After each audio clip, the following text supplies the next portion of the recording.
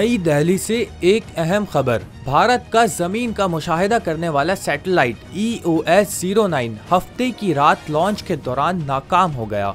ये satellite Satish Dhawan space centre से उड़ान भरने के सिर्फ 6 मिनट बाद रॉकेट के तीसरे मरहले में तकनीकी खराबी के बायस जाया हो गया। ISRO के चेयरमैन बी नारायण के मुताबिक पहले 2 मराहिल बिल्कुल दुरुस्त चले, लेकिन तीसरे मरहले में मिशन मुकम्मल ना हो सका। EOS-09 एक रडार सैटेलाइट था जो दिन रात और खराब मौसम में भी जमीन की निगरानी कर सकता था। यह सैटेलाइट खास तौर पर पाकिस्तान और चीन के साथ सरहदी सूरत हाल के पेश नज़र अहम समझा जा रहा था।